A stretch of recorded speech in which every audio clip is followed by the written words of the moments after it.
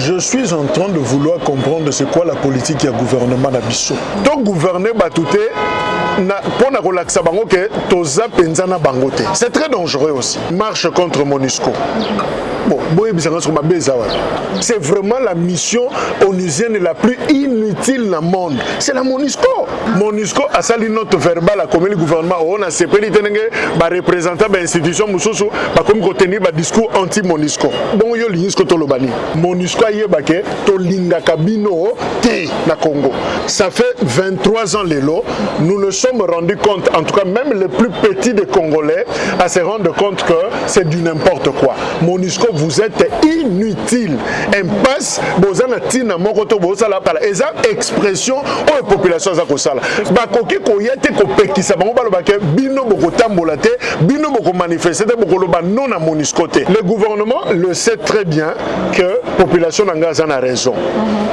Mais pour une raison ou une autre, on a que ça le plaisir dans la puissance morobo, que ça le plaisir dans les Nations Unies, que ça le plaisir pour une raison, bango ba yebi, balingi ba sabo, biso tozo peksaba na biso, hein, pour to gagner loko moko. Non, moi je pense que c'est faux. Peuple aza zo baté, to yebani.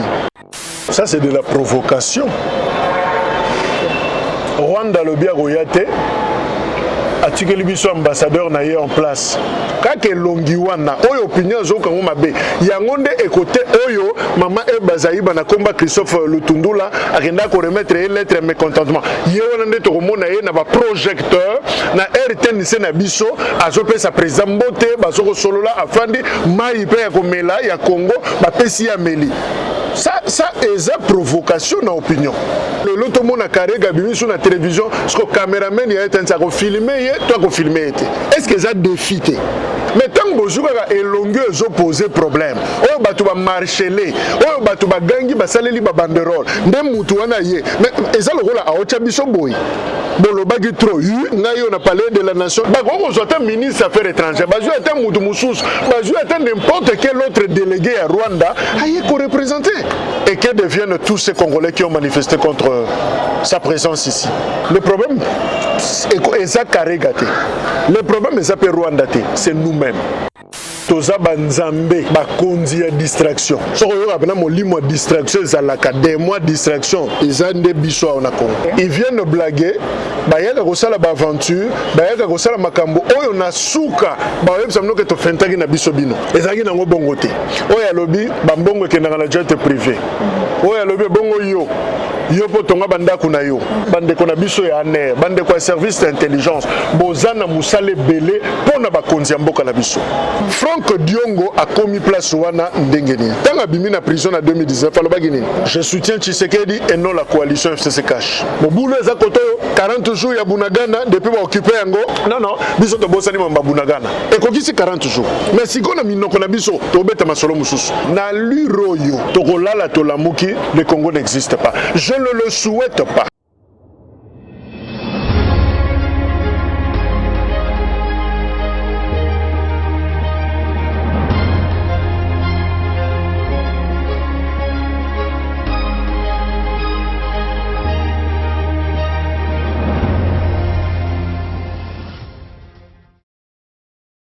Vous informer en temps réel et dans la vérité, c'est le devoir de Judith Kamwanga Bandeko Bandia plus clair télévision, Mbote Paibi Soizami Bino et surtout bienvenue na numéro ya sika émission vérité de tout côté émission na Bino et sika to vanda kato sola kato bling sara baimbo ka ba pesa makanis na bango ba réaction ba point de vue analyse na bango par rapport à l'actualité zali ko donner na kati ya mboka na biso République démocratique du Congo na mkolo mwalelo micro plus clair télévision et kiti et pa ya moko ya bana ya mboka na kombo ya monsieur Jacques Kalangidi Kwazali journaliste na linga to bi Mopanzi Sango na elongo to poussa na micro plus clair télévision poto sola mboka na ngambu ya Goma kuna na otali situation sécuritaire population et telemiba manifester contre pour na départ ya MONUSCO mais to moni gouvernement et telemi ko boya population ba manifester ba bi o mo sa ko manifester contre MONUSCO ba koza ba sévère pratique pour na koyeba kotia maboko na ba o moso ba kozala accusé to ko le bepé etali bongo Franck Diongo qui après point de presse na il continue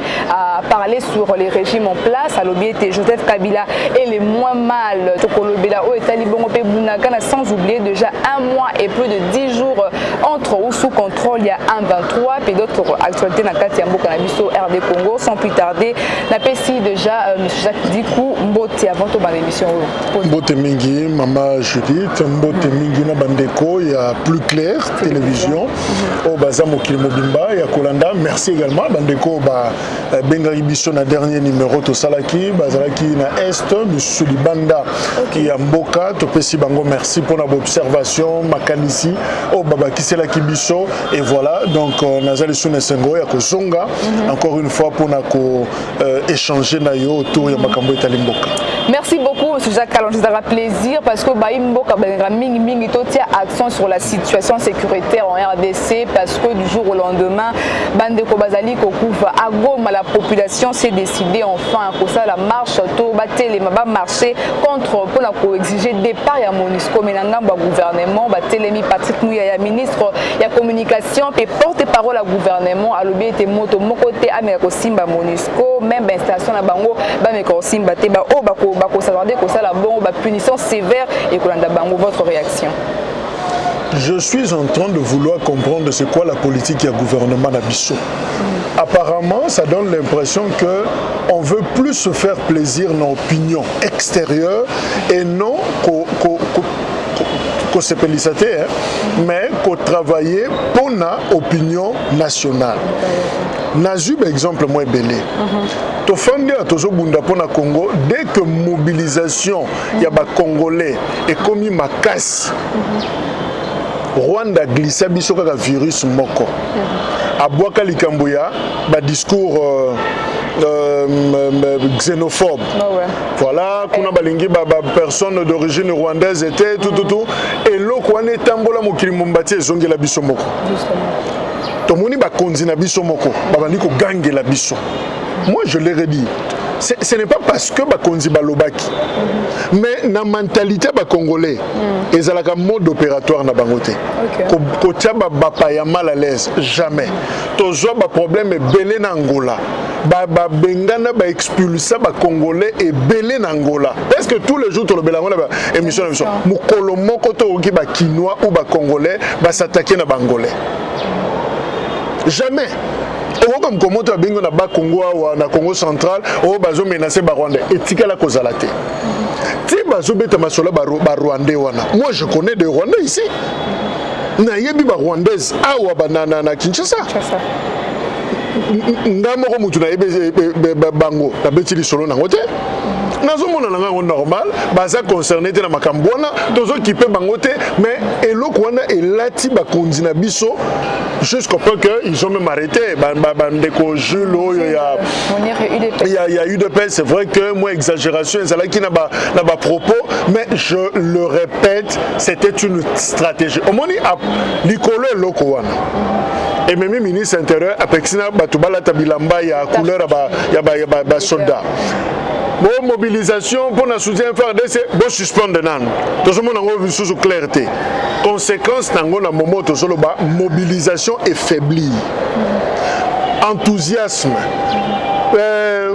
Zèle ou qui na population pour na soutenir FRDC au senti que Ekiti même biso tozawa les gens n'en parlent plus Maramba son débat tu peux se désengager c'est plus bande konabisa libanda bande konabisa diaspora extérieur bango ne besoin insister peut-être na zo ki ba réaction mission na yo na bande ko bazana Kivu.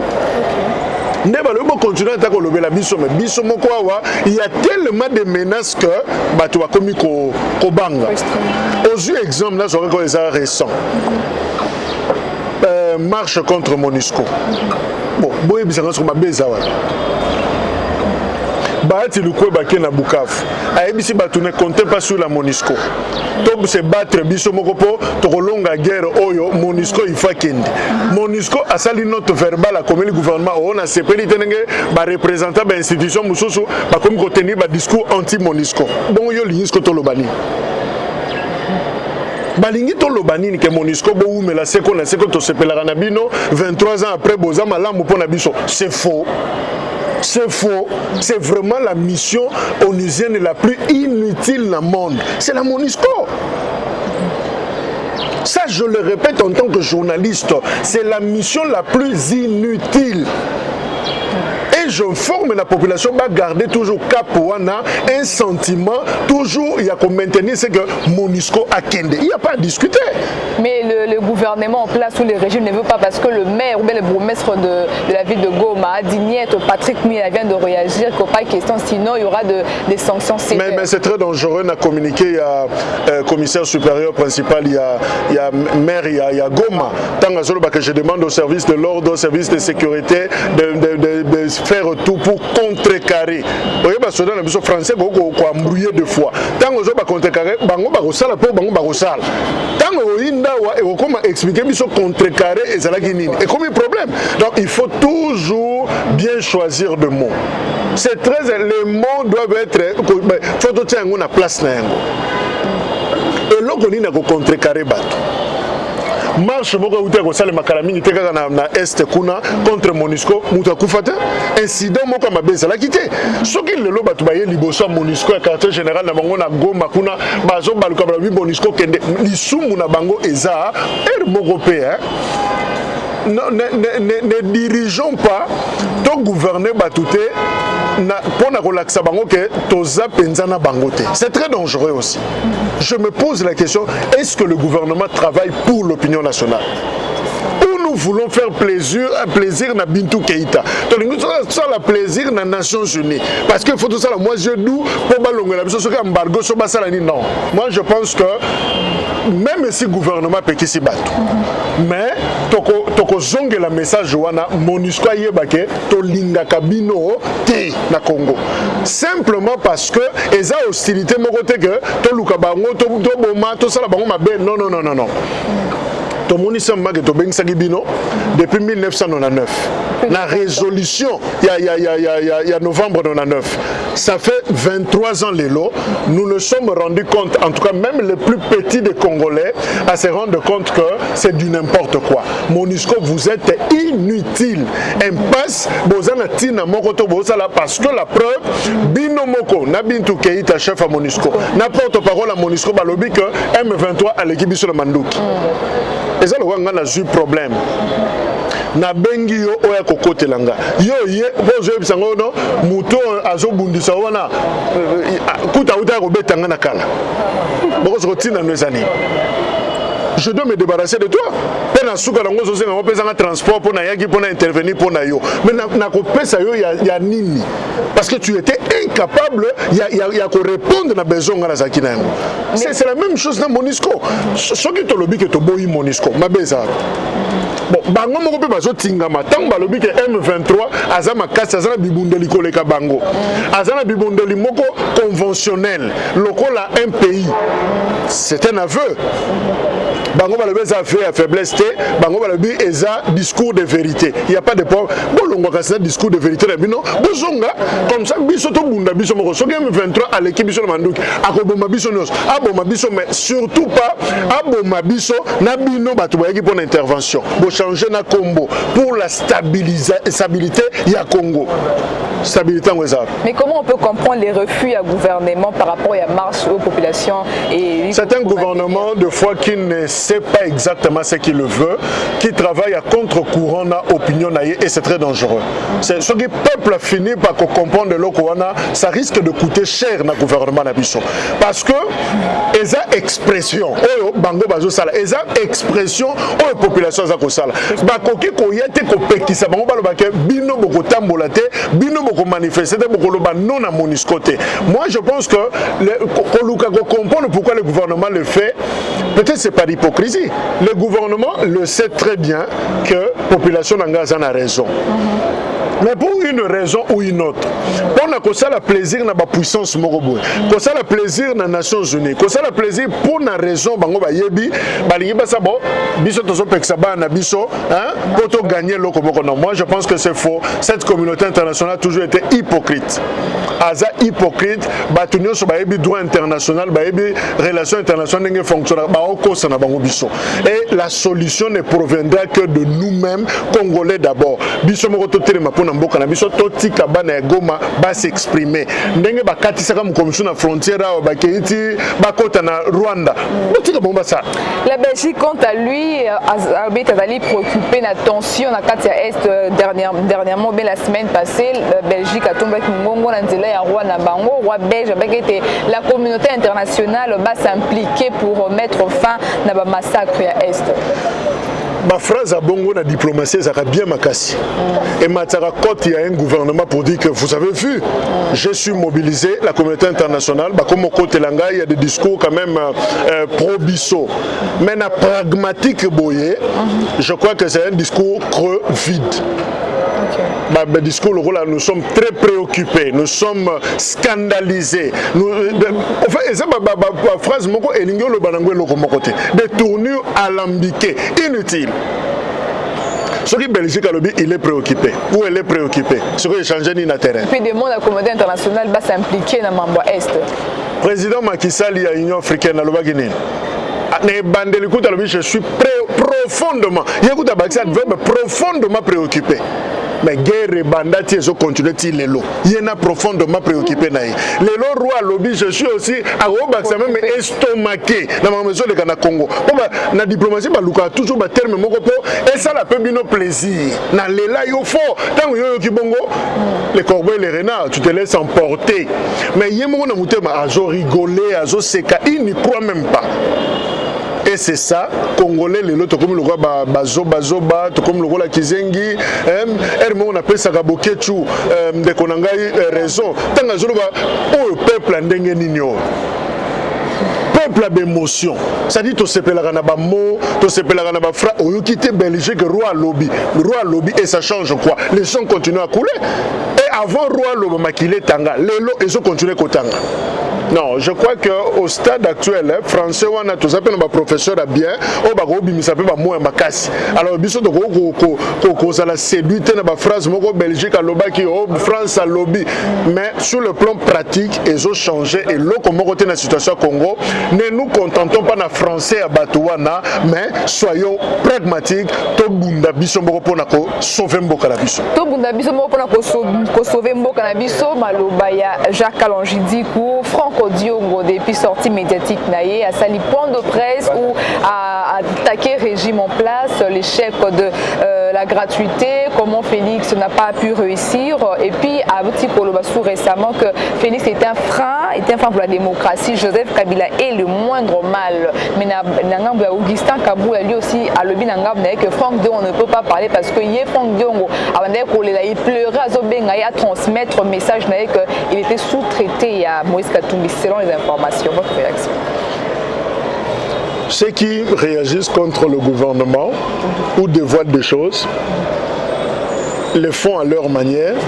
Ceux qui cherchent aussi à riposter contre ma propos Batouana, d'une certaine manière. Moi, je pense que la grande question qu'il faut se poser, bon, c'est vrai, liberté d'expression, Franck Diongo a parlé, Kabou également a parlé. Mais dans tout ça, je fais allusion également à Kabound, parce que Bango Sozagi semaine moko. Mais au-delà de tout, je ne veux toucher ni Kabound, ni Diongo, ni Kabouya. Mais moi, je veux comme ça interpeller le peuple congolais. Balobi, peuple a mérité kaba dirigeant. Et je me suis rendu compte que Bisso, tu méritais genre bateau yo, ba komisa mutu na biso to zolo na biso stade. Ils viennent blaguer, ba yaka kosala ba aventure, ba yaka kosala makambo oyo na suka, ba yebisa mnoke to fentaki na biso bino. Ezaki nango bongote. Ce qui est bimi, batouana kaka baye balobi non, c'est faux. Et là balobi pona mutona eza lokuta. Mais jour ba robeba na aya le peuple, magamoto wangana kana ezaki na okutu ya solo. En réalité ça bangote mais on se moque de nous. La population. Ce qui te travailler pour une nouvelle citoyenneté congolaise, pour une nouvelle maturité citoyenne na mboka na biso.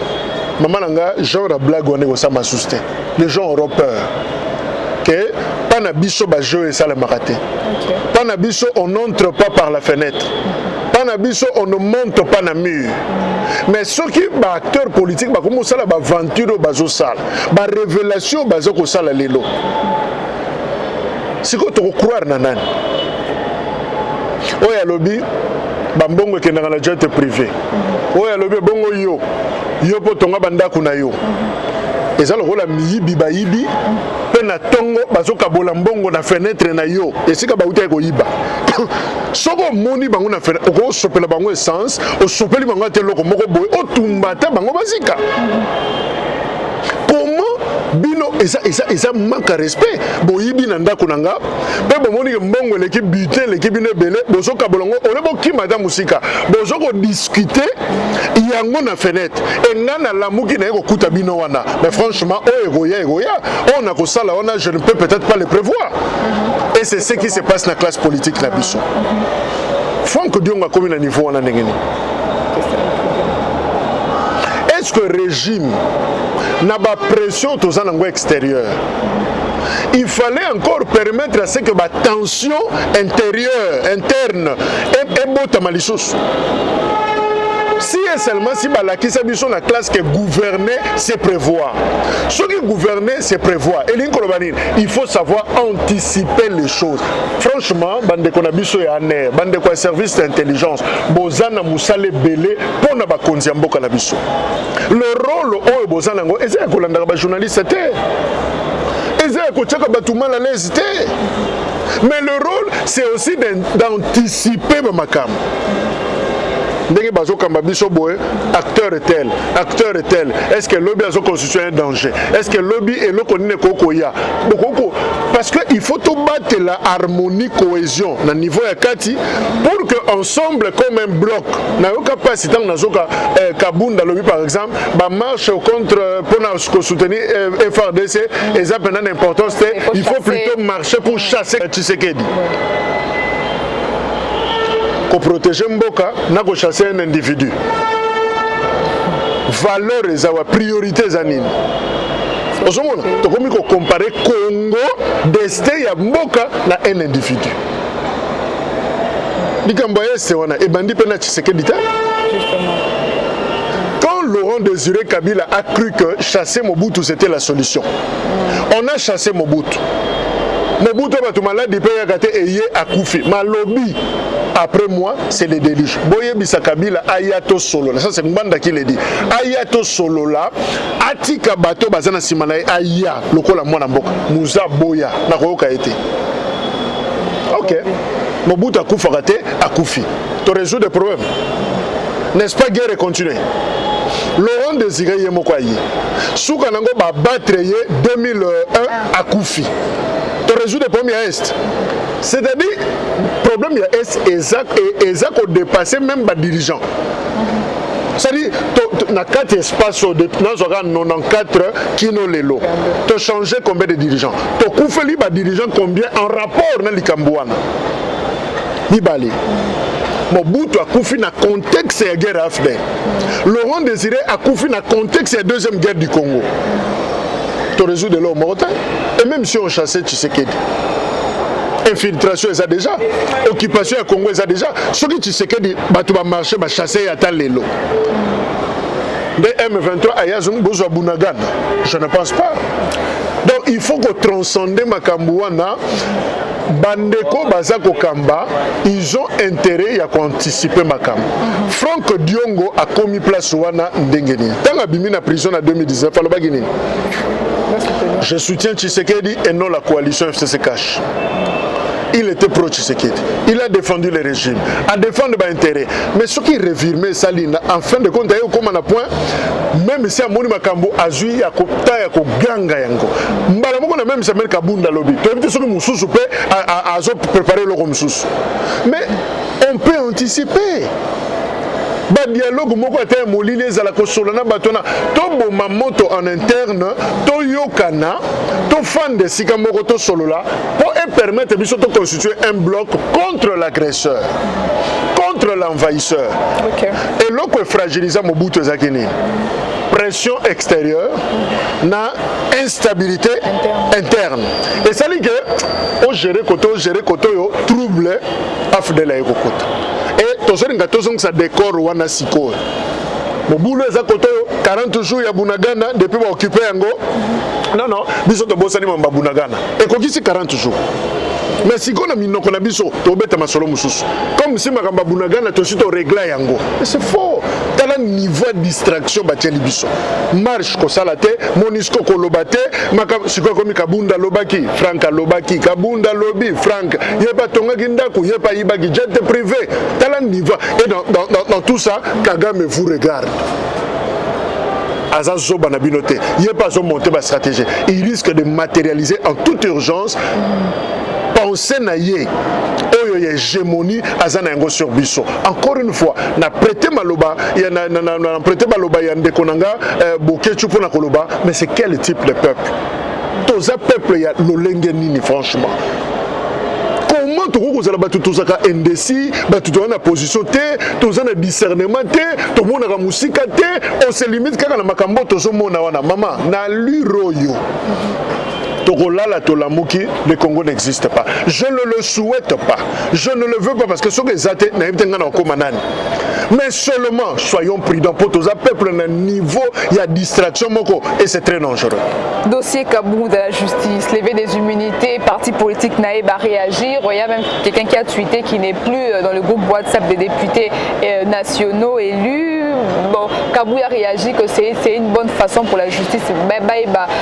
Bon, privé, millions, détournement, millions de dollars et qui est votre réaction, M. Jacques? Mais la question que je veux me poser là autour de Bango, pourquoi la justice peut sursauter maintenant pour la Koyeba, Kaboun, Mbongo, Bandako, Azana Yango, et Zouti Wat. Bon, tant que Bandako, Tonganda, qu'on a limité. Qui chantait en Dako, on est Kingabwa et Bandi, puisque ce sont mon on est que Banda. Pêcheur à Zagiwap. Batu à enquête, Bazalagi Wap. Kaboun de Tiazob ton école. Oh, Bazolo Bawana.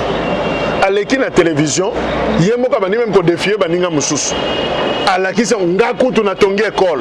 Qui était là pour suivre? Moi, je veux que patrouille financière, oui, pour contrôler Moutou et Zamabete. Mais ce que l'école a l'impression qu'on veut faire pour ça l'acharnement.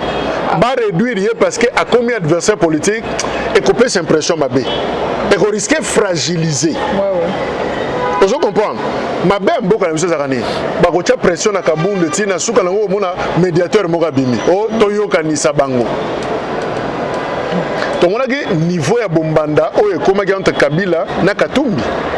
C'était diamétralement opposé. Donc on a oya talikoto donc ba komi musika ba mi pesi même ba combo.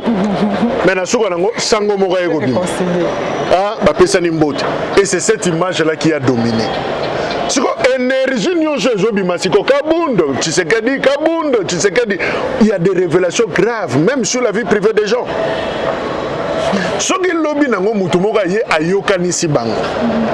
Kabundo na Tshisekedi bakutani bapesa ni mbote. Siko bato nyonso yo tozo silisaka so ya koloba. Tokosuka wapi po finalement la politique ambola mso to se rendre compte que ata bato ba yinani ndenge nini. Bozaka na ba réserve on ne sait jamais. Ce qui est le un dialogue. On se trouve à Kaboun, il y a bien à ça la fan. Nasuka nango bakuta na président pesa nimbote. Parce que yo okene sou pas Kaboun to okene pas Félix Tshisekedi. Moi je pense que la meilleure des choses dans la sagesse est à la Kaboun diemoko a débordé. Qu'il se réserve parce que même en déshabillant les régimes et qu'on innocenté y était.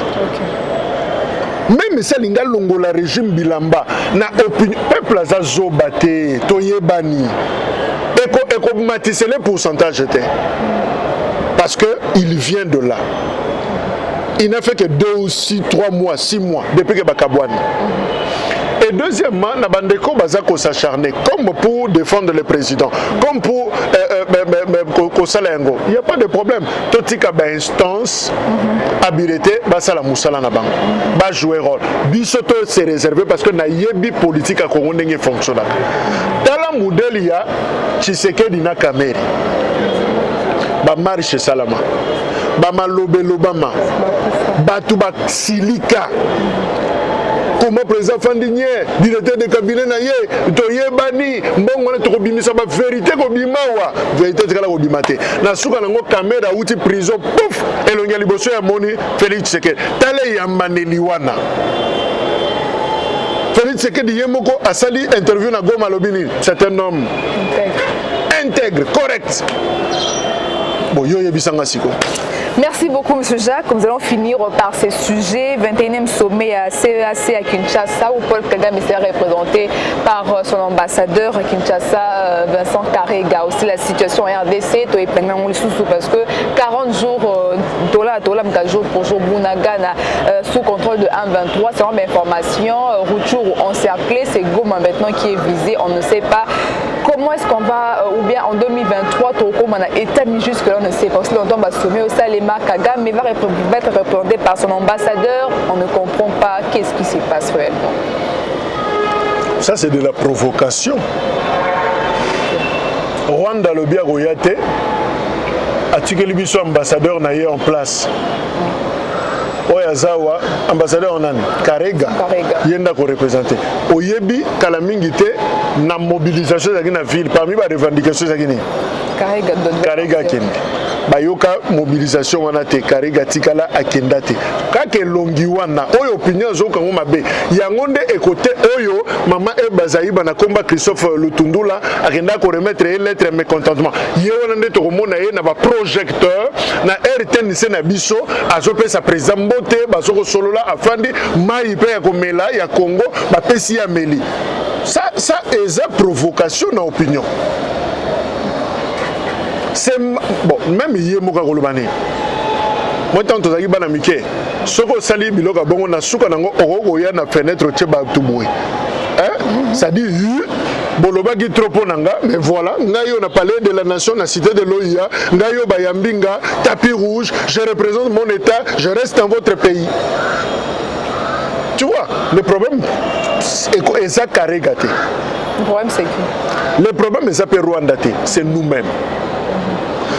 Opinion na lobby aligné comme on a mutuana te ne fût-ce que pour la forme pour la beauté kaka babungi saena bakoko soit un ministre affaires étrangères bazou est un mutu mususu bazou est n'importe quel autre délégué à Rwanda aye ko représenter même premier ministre bazana premier ministre je sais pas ce kinani.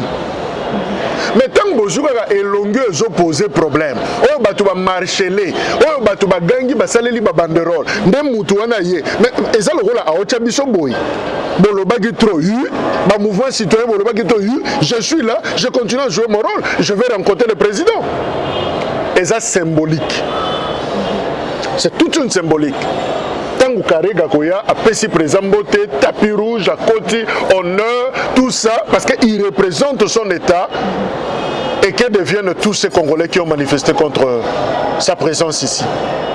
Que deviendrait le parti politique Nyos? On va mobiliser qui battu na bango. Ridicule. Donc quelque part, bakondina biso baosunga biso te bazo bimisa biso vraiment qui zengi auprès du peuple mususu auprès ya ba mboka mususu. Voilà pourquoi ils n'ont pas du respect ndenge muto ya Kenya lobaka na biso le peuple congolais musalaka kobina, c'est-à-dire on s'est dit azana mépris, c'est-à-dire na kata mutu na ye aomona peuple congolais d'une certaine façon et d'une certaine façon on a éouté pa na biso moko omoni na Mali. Mokonzi MONUSCO, porte-parole ya mission onusienne na mboka na bango. Équivalent à MONUSCO panabiso.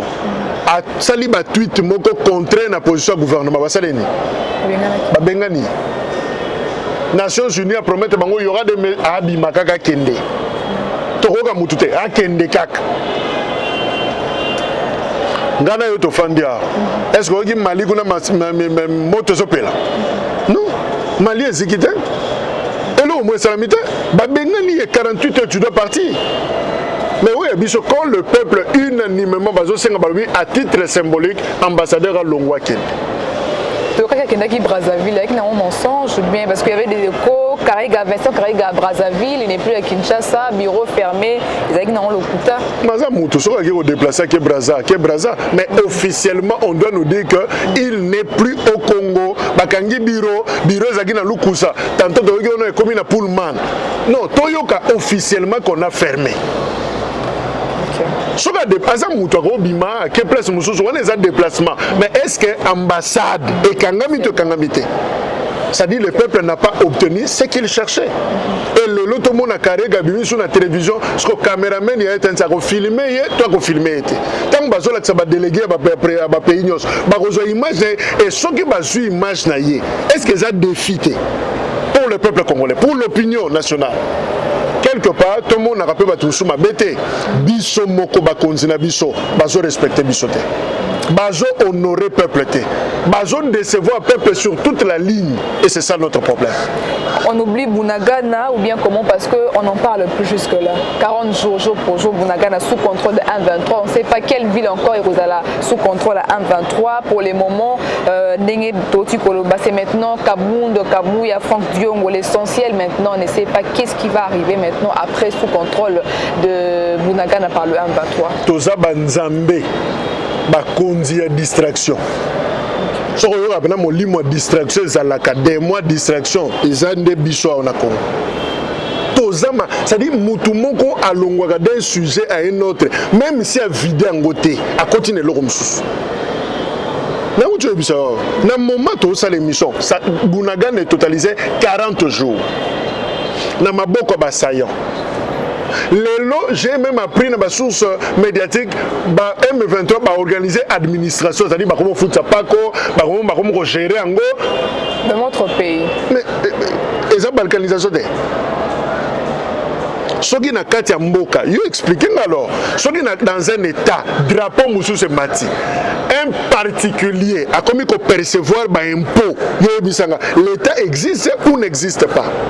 Bon, ce qu'on sait le Congo, 2 345 000 km². Au Kati Moué Bunagana, est-ce que c'est Congo? Maman, toi y es bello on dit toujours Luka. On me l'homme se reçoit ça yo, on se bateau lobanini. Toi y es ba elo kotoza ko Luka. Même biso ba journaliste, on n'en parle plus. On n'en parle plus. Bon, kasi ba journaliste ba kene kosala ba investigation, ba reportage kuna officiellement, ba zo position rien du tout, rien ezoya. Quel type de communication à moment où rien du tout. On dit que tellement communication sérieuse et élaborée Kauki, on a séché. Et là, on est zaté. C'est pour fabriquer biloko na biso. Na souka nango inspiration s'il il y a plus rien à dire. To conclure le dossier comme si le dossier Bunagana est réglé, or ce n'est pas réglé. Pendant que vous parlez là, ma pinga na biso ba osala musala, je le veux bien. Mais avant, ma pinga na biso il communiquait en temps réel. Ce que ça les locaux communiquer bimi. Ce que ça les locaux communiquer bimi. Mais dans moment rupture ça. Général, je crois Sylvain. Yenda Zalaga tout le temps les journalistes communiquer, faire des journalistes étape par étape nous évoluer. On n'en a plus. Je ne sais pas. Si on a une source militaire, vous savez, secret, soldat d'abord pour communiquer et ça a tout un problème. Alors il faut que la communication officielle. Les lobes qui ont fabriqué l'information selon source nanga. Certains de nos journalistes ont difficulté inquiétude comme M24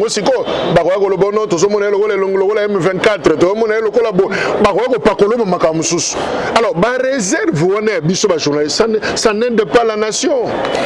Ce qui est comme moyen de fouiller l'information exacte. Conséquence, l'opinion a perdu. Qu'est-ce que devient finalement Bunagana? Que devient cette partie du Congo? Donc on doit se le dire clairement. Bunagana ezana maboko na bisote. Tozu yango na noté ezana maboko ya basayan. Voilà ce que nous devons retenir et pour l'instant mobilisation sengeli ezonga. Merci beaucoup Nasuka émission Vérité de tous côtés. Un mot pour tous ceux qui vous ont suivi Nakati Yamboka Pelibande Yamboka et un message ya Suka na bando babayo balandio ba retenir na passage dans la plus claire télévision. Je ne veux pas donner raison à ceux qui ont dit que nous semblons être un peuple indigne pour ce grand Congo. C'est comme si Mboka Munene, me bateau Batiana Kati Baza adapté na Mboka Wanate. Non, je ne veux pas Nalanda, logique Wana. Mais seulement, comportement na biso en tant que peuple. Ezo ko accusé biso, ezo la kisaloko la distraction dose nango eza makasi. Bande konanga, toza la distraité. Toza na mboko kaka moko. Allure tozo kena yango lelo débat politique na mboka na biso n'a rien à voir na sécurité à mboka. On n'en parle plus. Tokomo beta masolo mususu. Bashida ekomi mususu. Actualité est orientée sika mususu. Mais guerre interne o toza na yango politique o toza na yango awa. Oya zamabe, oya yibambongo, oya salabo, ça ne nous profite pas. Le voisin nous regarde. Force régionale yango pe bazota la biso. Rwanda bazo consommer l'information o biso tozo pesa tous les jours. En réalité, sûrement ils sont en train de rigoler pour dire ce peuple ne sait pas exactement ce qu'il veut.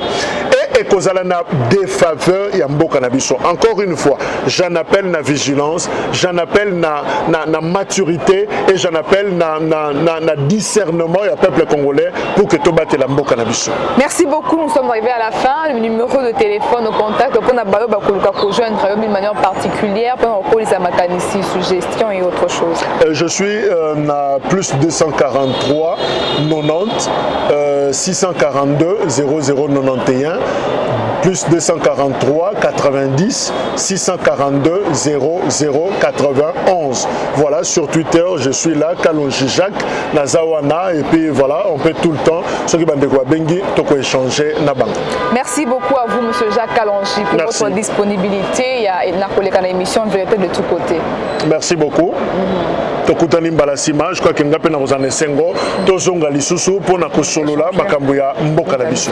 Merci beaucoup. Tokomina Suka émission Vérité de tous côtés à Mkolo Mwalelo. Tu as mis la kibino monsieur Jacques Kalonji Dikou, journaliste na elongo to solimboka sur la situation sécuritaire et autres actualités en RD Congo. Merci à la grande équipe technique qui nous accompagne pour vous informer en temps réel et surtout dans la vérité. Tokomina Suka émission na biso. Merci à Popola Yombe, à Jamie Nassima la caméra. Merci à Joël Gona gauche chasseur d'image, Cordo Pimafouikou, DG Joël Kombe, Tokoma Suka émission Sam Kolomwalelo, Mitunis Aki Yanga et bien le monsieur Jacques Kalonji. Portez-vous bien, à la prochaine, au revoir.